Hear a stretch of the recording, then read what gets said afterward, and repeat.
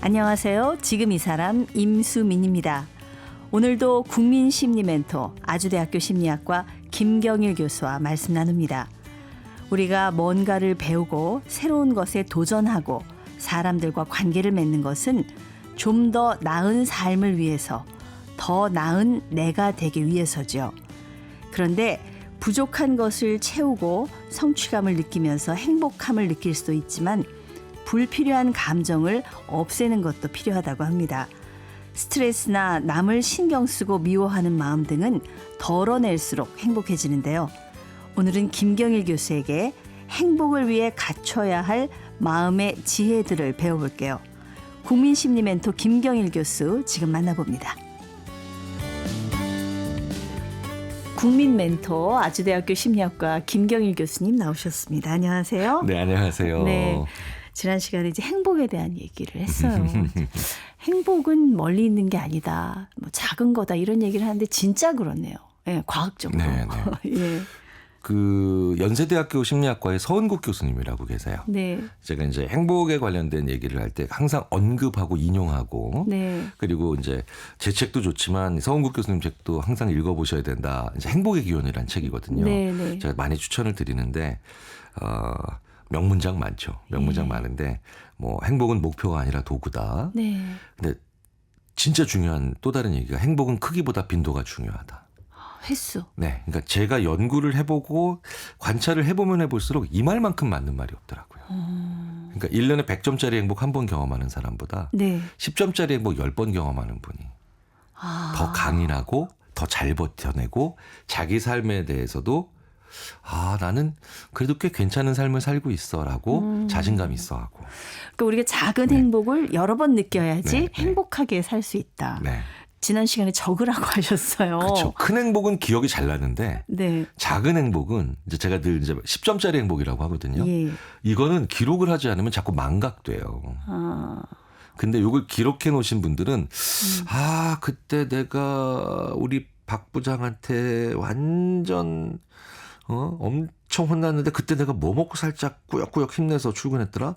이런 거 적으셔야 돼요. 알탕이었구나 막 이러면서. 네, 그런데 자신을 회복시키는 그쵸. 방법을 아는 거네요. 우리 뇌가 그걸 잘 기억하고 있기 때문에. 그래서 뇌가 아주 미묘해서요. 그때 예. 알탕 말고 아마 냉면 먹으면 안 될 가능성도 높아요. 네, 네. 기록하셔야 돼요. 근데 사실 똑같은 상황에서도 어떤 분은 행복함을 느끼고 어떤 분은 못 느끼잖아요. 그건 왜 그럴까요? 그거는 이제 일반적으로 우리가 행복 민감도라고 네. 보통 부르죠. 그러니까 민감도가 높은 사람은 작은 자극에도 딱 반응이 있죠. 하죠. 예. 이거 있네 말고 하면서. 근데 이제 둔한 사람은 조금 그 자극 강도가 커도 사실 잘 못 느낄 수 있죠. 네. 일반적으로 한국 사람들의 행복 민감도가 좀 낮아요. 좀 그래서. 표현을 안 하는 문화라서 그러니까 그런가요? 똑같은 행복에도 예를 들어서요. 예. 다른 나라 사람들은 행복하다고 느껴도 한국 사람들은 그걸 행복하다고 못 느끼는 경우도 꽤 있어요. 이거는 뇌를 연구해 보면 금방 답이 나오는데요. 네네. 뇌 자체가 행복감을 만들어내는 신경 전달 물질, 뭐 아난다마이드 같은 물질들을 보통 얘기하거든요. 신경세포도 아닌 면적당 네. 안 만들어져요, 잘. 한국 사람들이. 그러니까 이제 우리가 보통 볼 때 낙천적이다라고 느끼는 분들이 그게 좀 많이 나오는 분들이 많고요. 예. 근데 한국은 나라 전체가 잘 안 나와요. 네. 그래서 한국 사람들의 행복 민감도는 사실은 뇌로만 놓고 보자면 좀 떨어지죠. 네. 그러니까 우리가 짧은 시간에 엄청난 걸 이룬 민족인데 그런 그렇죠. 나라인데. 되게 재밌는 건 그런 나라가 좀 근면성실하죠. 예. 그런데 상대적으로 덜 행복하다. 그렇죠. 되게 불행한 얘기인데요. 네네. 어찌 보면 좀 속상한 얘기인데 네. 그렇기 때문에 내가 어느 정도 수준부터 행복감을 느끼는지도 본인이 잘 알고 계셔야 돼요. 네. 딱 이런 분들이 계시잖아요. 요런 걸 알고 계신 분들이 누구냐면, 요럴 때는 됐어. 딱 맥주 2캔에 쥐포 한 장 있으면 돼. 요런 분들. 요럴 때는 딱 반 공기 먹으면 딱 맛있어. 네. 요런 분들이 바로 뭐냐면, 내가 행복할 때마다 그 빈도를 높이기 위해 기록해 놓으셨는데 어느 지점부터 행복했는지도 말을 하셨기 때문에 아는 거예요. 네. 내가 언제 내가 행복하다면 나 여기가 좋다라고 얘기를 하셔야 뇌가 기억하잖아요. 그러니까 네. 나는 딱 소주 반 병이 딱 좋아. 네. 이런 거. 그렇죠. 요렇게까지 먹으면 딱 좋네. 뭐 이런 거 있잖아요. 예. 내가 좋은데 좋다라고 얘기를 안 하는 게 되게 안 좋은 거예요. 네. 네. 그러니까 좋으면 좋다라고 느끼는 순간에 참 좋다 여기까지. 예. 혹은 이거 참 기분 좋네. 이렇게 얘기하잖아요. 그럼 뇌가 요 지점이구나. 여기까지는 올려야 되는구나. 그럼 사실 그 위로 더 올릴 때 비용이 필요하진 않잖아요. 네. 좋은데 좋다는 얘기 안 하는 사람들이 일생을 오래 살다 보면 뇌가 어디까지는 해야 좋은지를 몰라요. 알아야 되겠네요. 네, 말을 하셔야 돼요. 네, 말을 해야 되고. 살짝 자기한테 혼잣말이라도 얘기하셔야 돼요. 네. 네네. 네. 저기 게임문화재단 이사장님이시더라고요. 네. 근데 사실 이 얘기를 제가 여쭐까 하다가 사실 집집마다 그 이제 아이들 게임하는 거 아니면 또 그 남편 게임하는 거 때문에 막 투닥투닥하는 집들이 되게 많고 저도 그렇죠. 저희 아이 게임하는 거 보면 막 가슴을 칠 때가 있거든요. 아이들 게임 하도록 내버려 둬야 돼요? 사실은 우리가 가지고 있는 거의 모든 그 세상의 IT를 비롯한 상황들이 네. 게임과 연관이 너무 많죠. 예. 우리 지금 버스 기다리고 있으면 나를 기준으로 몇 분 있다 도착하나 이런 거 보여주잖아요. 네네. 이런 것도 다 게임적 요소예요. 네. 그러니까 게임을 넓게 보면 사람한테 주는 모든 스코어와 시그널이나 랭크 같은 것들이 다 네. 순위 같은 게 다 그 게임이거든요. 그러니까 게임을 해본 사람만이 배달 앱을 만들 수 있고 모빌리티 서비스 앱을 만들 수 있고 네. 그리고 이런 설계를 할 수 있거든요. 그래서 게임을 좀 넓게 보면 게임적 요소가 점점 더 많아지고 있고 우리가 사용하는 수많은 서비스들이나 시스템들이 게임화되고 있기 때문에 네. 게임을 전혀 모르면 예. 마치 글 모르고 사회 나가는 것 같은 그런 게 되죠. 근데 이제 왜 우리 약학에서 되게 중요한 그 명언 중에 하나가 모든 물질은 기본적으로 독인데 네. 그 물질이 독이 되느냐 약이 되느냐를 결정하는 건 결국 용량이다. 그러네. 용량. 용량이다. 게임도 용량이 그쵸? 있네. 그러니까 게임에 쓰는 시간의 용량이나 이런 것들이 적절하냐 적절하지 않느냐의 문제고요. 제가 보통 이렇게 많이 말씀을 드리죠. 게임만 하고 아무것도 안 한 아이는 망하기 좋죠. 네. 근데 게임 한 번도 안 한 아이도 망하기 좋아요. 네, 약간 이런 친구들이 보면 약간 뭐지? 왜 우리랑 공유되는 게 아무것도 없고 이래서 결국 용량이거든요. 근데 그 용량이 조절이 안 돼요. 너무 막 한 번 빠지면은 그렇죠. 이게 그렇죠. 헤어나오질 못하니까요. 그러니까 그 용량을 스스로 잘 조절할 수 있으면 얼마나 좋으련만 네. 그건 힘들죠. 그러니까. 그건 힘들죠. 기본적으로요. 그렇기 때문에 스스로 결정을 하기는 해야 되는데 네. 가장 중요한 건 부모님이 결정하시는 게 안 좋다는 거예요. 아. 근데 부모님이 결정하시는 나는 결정 안 하는데 애 보고 결정하라 그러는데 요게 아이가 해야 될 결정을 부모님이 하는 전초전인데요. 그게 뭐냐면 그래 알았어. 너 공부 2시간 열심히 했으니까 이제 게임 해도 돼. 예. 요게 아이가 해야 될 고민을 부모가 하시는 겁니다. 여기서 멈추셔야 돼요. 그래. 공부 2시간 열심히 했으니까 하고 싶은 거 해. 이거랑 공부 2시간 열심히 했으니까 이제 게임해도 되는 완전 다른 거예요.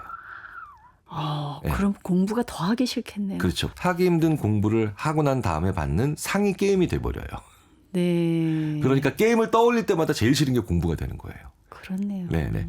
무엇이든 바라보게 하고 그 다음에 못하게 하면 그게 상이 되거든요. 네. 그런데 네. 그 상으로 가는 길의 하이라이트가 바로 이 어려운 공부를 해냈으니까 이제 게임해도 돼. 이러면 게임은 완벽한 상이 됩니다. 게임을 상으로 만들지 마십시오. 그렇죠. 주인공으로 만드시는 것도 아니죠. 네. 그러니까 항상 주인공은 공부나 바람직한 행동이어야 돼요. 그러네요. 네. 그래서 예. 하루에 3시간씩은 공부해. 끝. 거기서 얘기가 끝나야 돼요. 네. 나머지에서 선택은 아이가 해야 되는데 그럼 아이가요. 되게 재밌게 인간이 내가 다른 여러 가지 것들 중에 이걸 선택했다라고 하잖아요. 그럼 다른 것에도 미련이 남기 때문에 스위치, 전환을 잘합니다. 네. 나 오늘 게임 안 하고 축구할래요. 오늘은 좀 잠 좀 자야지. 막 이런 거죠. 네네. 막 게임을 하루에 몇 시간씩 무조건 해야 돼 이러면 오히려 나쁘지 않은데요. 너 하루에 무조건 4시간 이상 게임해. 그거를 게임 개발사에 계신 직원분들은 많이 경험하시죠. 왜? 게임이 일이니까. 그분들은 만드는 게 일이니까. 그럴 수 있겠습니다. 네네. 다시 이제 행복을 위한 마음의 지혜 얘기로 또 돌아와서 인간관계 얘기 첫 시간에 하셨었잖아요. 네네. 지금 너무나 다양한 인간관계, 다양한 연령층의 사람들이 이렇게 복작복작 모여 있는 데서 우리가 굉장히 오는 힘듦이 있다고. 특히 어떤 부분, 어떤 인간관계에서 오는 스트레스 중에서 어떤 분들을 가장 많이 좀 교수님한테 호소하시던가요? 우리가 이제 일반적으로 사람 때문에 힘들다라고 하면 네. 저 사람이 나한테 포곤해서 저 사람이 나를 괴롭혀서라고 생각을 하지만요. 사실은 그것도 고통스럽지만 인간이 다른 사람에게 가장 타인으로 인해서 느끼는 고통 중에 제일 힘든 건 배신감이죠. 배신감이에요. 맞습니다. 네. 사실 내가 저 사람에 대한 아무 기대도 안 했다면 맞습니다. 저 사람이 나한테 욕을 해도 그럴 놈이지.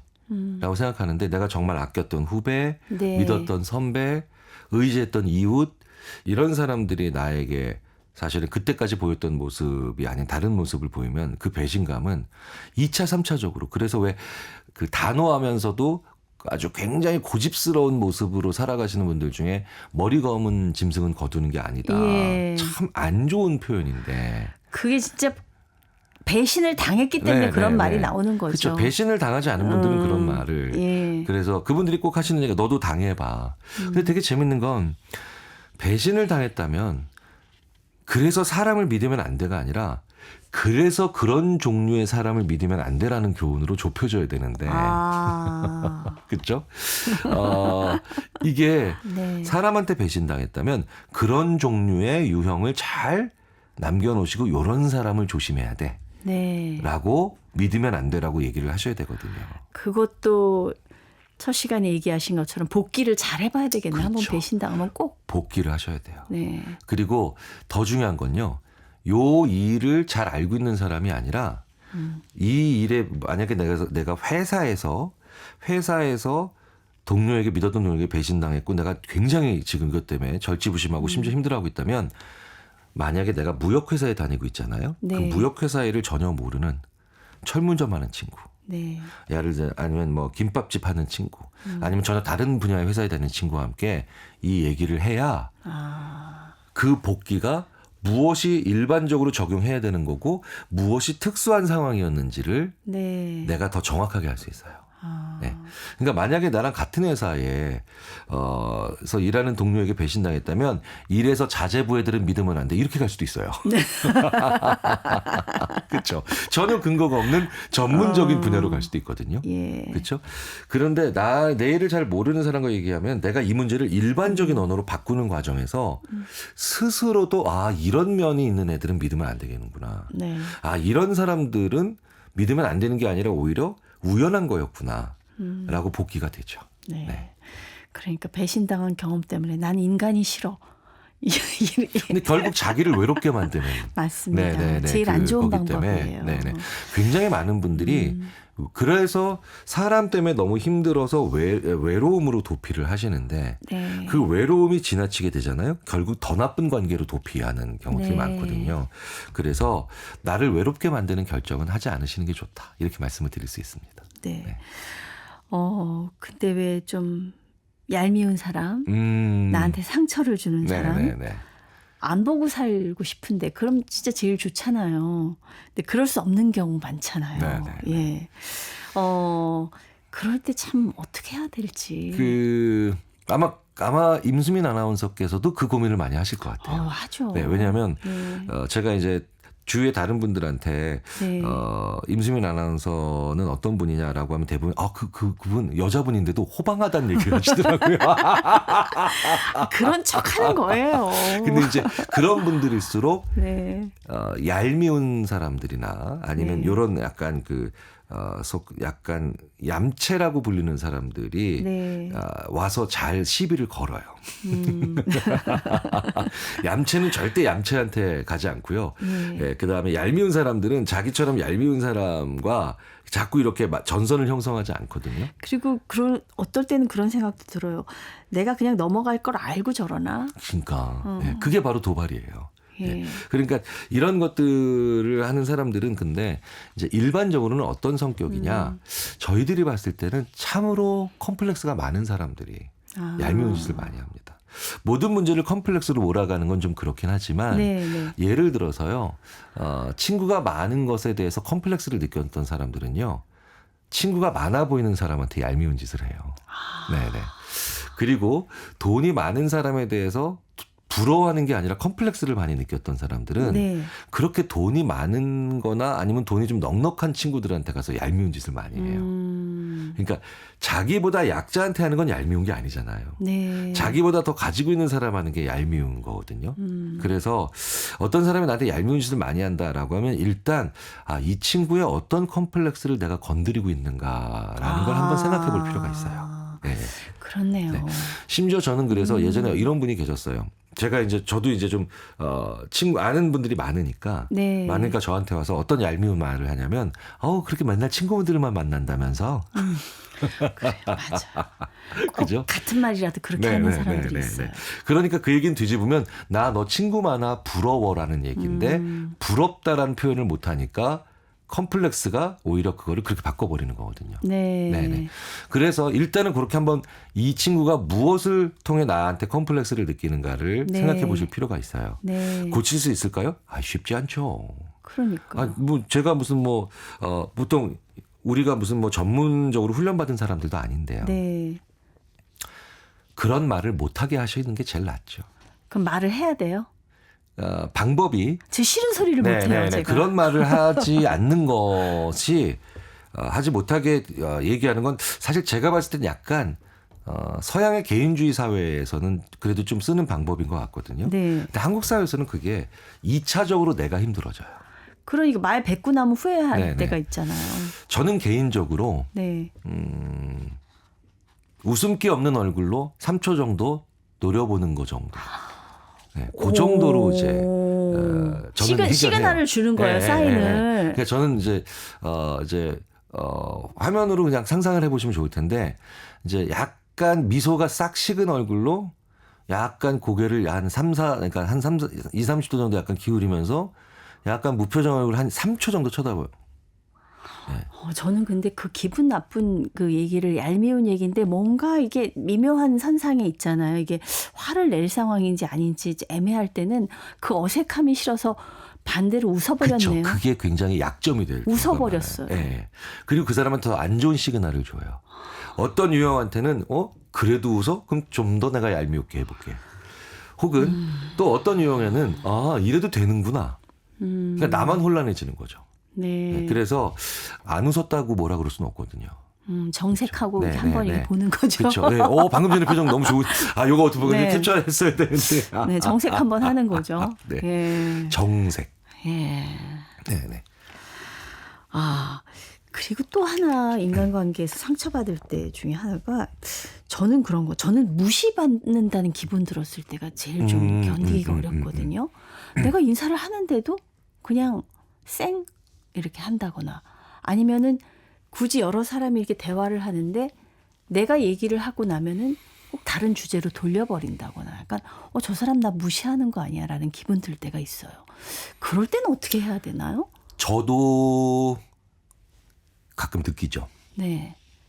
특히 인사할 때 예. 저는 아무래도 좀 밝게 인사하는 편이거든요. 네. 고개 까딱하고 가시거나 맞아요. 네, 살짝 이렇게 딱팅하고 가시는 분들. 예. 네.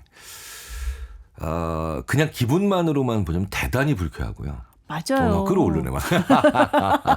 사실은 사회생활 하시는 분들이 그러면 안 돼요. 네. 어른이 그러시면 안 돼요. 네. 일단 준엄하게 한번 제 감정을 표현하고. 네. 네. 근데 이제 그런 분들이 직장 동료이거나 네. 어쨌든 일터에서 계속 만나는 그런 관계일 경우들이 많잖아요. 저 같은 경우는 한 2, 3년 정도는 까딱거리든 그렇게 나오든 계속 그러시면 2, 3년 정도는 참고요. 네. 2, 3년이나 참으셨군요. 네. 뭐 어차피 자주 만나는 게 아니니까. 네. 2, 3년 후부터도 개선이 안 되고 또 예. 다른 전제, 다른 사람들한테도 그런다. 그러면 저는 똑같이 그냥 합니다. 그대로 따라해요. 되게 재밌는 건 7, 80% 정도 되는 분들은 그걸 못 느껴요. 나만 열받았던 거예요. 혼자서 열받은 혼자서. 네. 그 사람이 원래 그런 사람이었더라고요. 날 무시한 게 아니었군요. 한 70% 혹은 많이 잡으면 80%. 그러니까 내 마음 속에서 진짜 이거 뭐야 이런 인성 진짜 바닥인 인간이 뭐야라고 했던 사람들의 10명 중에 7명 정도는 원래 그냥 그게 그 사람의 습관이었던 거예요. 그러니까 전선을 좁힐 수가 있어요. 일단 3분의 1은 너는 아니야. 네. 넌 내가 똑같이 하면 되는 사람이고. 네. 그러니까 심지어는 제가 2, 3년 전부터 그렇게 밝게 이상을 몰라요. 네. 그러니까 그냥 그 사람들은 딱 그런 사람인 거고요. 30%는 분명히 의도가 있는 거죠. 그렇죠. 네. 이런 사람들이 바로 뭐냐? 다른 사람한테는 안 그러는 사람이거든요. 네. 의도적으로 날 무시한 거죠. 그렇죠. 의도적으로 날 무시하는 거죠. 가려낼 필요가 있겠네요. 그렇죠. 일단 이 가려내는 걸 왜냐하면 내가 10명이랑 싸울 때보다 어떻게 해요? 네, 두세 명의 전선을 집중시킬 때 내 화력이 더 좋아지잖아요. 의도적으로 날 무시했어. 그거 알았어. 네, 그럼 네. 어떻게 해요? 의도적으로 무시하는 사람은요. 분명히 지금 나를 주인공 만들기도 싫고 내가 네. 주목받는 것도 싫고 내가 뭔가를 주도하는 것도 싫고 하여튼 주자 들어가는 걸 다 나한테 뺏어가고 싶어서 무시하는 거죠. 네. 그러니까 우리가 일반적으로 이렇게 하잖아요. 야, 상대하지 마. 상대하면 제가 오히려 더 부각돼. 이런 얘기를 하는 것처럼 네. 상대방이 주인공이 되거나 주도권을 잡는 거를 계속해서 차단하고 싶은 사람들이거든요. 네. 그럼 왜 그럴까요? 그 마음의 핵심에는 저는 보통 뭐 이건 제 개인적으로도 그런 생각을 하는데 내가 너보다 잘났다라고 생각을 하기 때문에 내가 너보다 주인공이야라고 생각하기 때문에 왜 이런 경우 있잖아요. 가끔 이제 코미디 영화에서 야 내가 주인공인데 왜 네가 대사가 더 많아? 네. 네. 내가 주인공인데 왜 네가 더 액션이 커? 네. 예. 그러니까 내가 주인공이 되기 위해서 너는 가만히 있어야 돼라고 얘기하는 사람이거든요. 제가 이제 궁금한 게 너무 많아서 교수님한테 이게요. 꼭 필요할 때만 나 찾는 사람이 있어요. 그래서 있죠, 내가 있죠. 이용당하는 느낌이 들어요. 실제로 그리고 느낌이 크게 다르지 않는다는 걸 또 네. 알게 되죠. 이럴 때 어떻게 해야 될지 모르겠어요. 잘라야 될지. 근데 자르지도 못해요. 성격상. 거절 잘 못하실 것 같아요. 네. 그 거절은 그런데요. 그렇기 때문에 평상시에 연습 안 해놓으시면 거절 못합니다. 연습을 해요? 네네.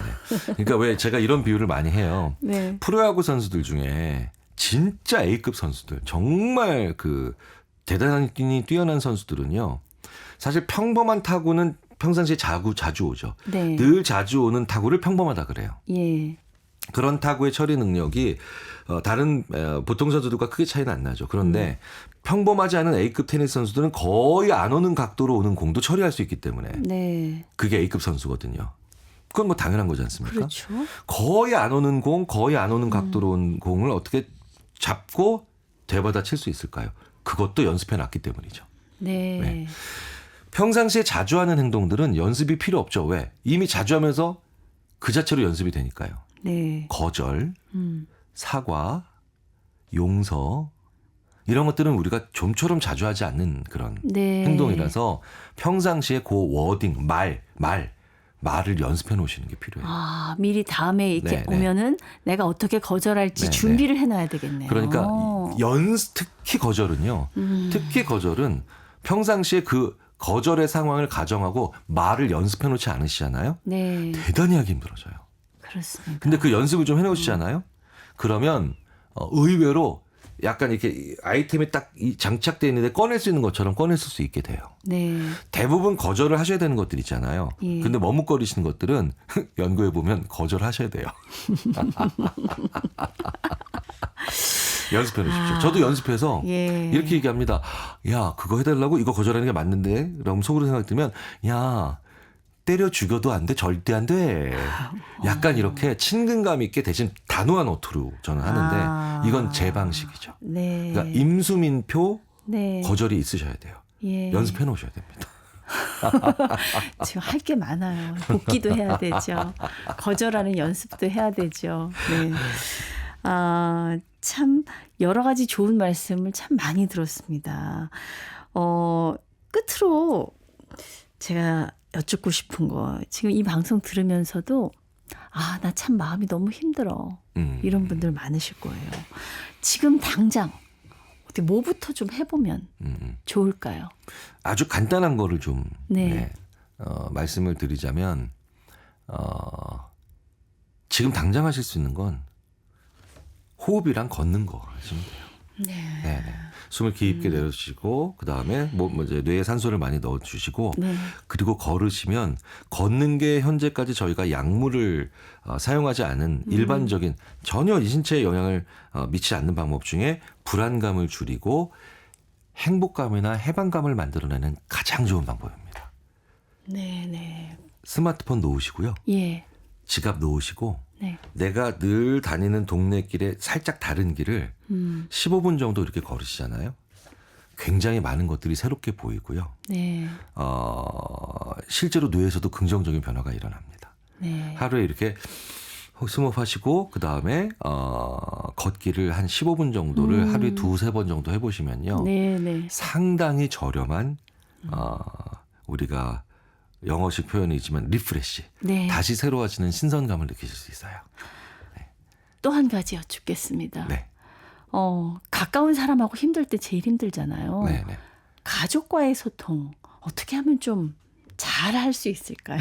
가족과의 소통이요? 예. 사실 제일 힘든 사람들이 가족이죠. 맞아요. 제일 힘든 사람. 예. 근데 가족과의 소통을 잘 하는 사람들이 특징이 있어요. 네.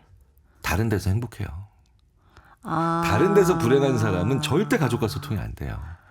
그렇네요. 네.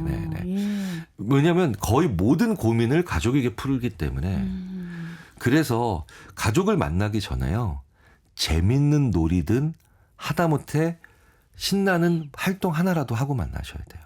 실제로 우리가 이제 명절 때나 이럴 때 가족 오랜만에 만나잖아요. 네. 놀이동산 살짝 들려서 반나절이라도 놀고 가시면 예. 훨씬 더 대화가 좋아집니다. 그게 아이 키울 때 너무 힘들어서 퇴근이 두려울 때가 있어요. 그쵸. 근데 이제 그래도 30분이라도 빨리 달려가가지고선 애랑 봐야지 그런데 체력은 이미 바닥나 있고 네. 그럴 게 아니라 어디서 30분을 쉬든지 놀다 가야 돼요. 그렇죠. 네. 그걸 옛날에 알았어야 되는데 그럼 훨씬 짜증도 안 내고 예, 더 좋은 엄마가 됐을 텐데. 아유 뭐 워낙에 훌륭한 엄마라는 거 제가 잘 알아요. 그런 생각이 듭니다. 네. 사흘 동안 교수님 말씀 듣다 보니까 조금 행복에 한 발짝 더 다가선 것 같습니다. 예, 말씀 감사합니다. 감사합니다. 네, 우리나라 대표 인지 심리학자이자 국민 심리 멘토 아주대학교 심리학과 김경일 교수였습니다.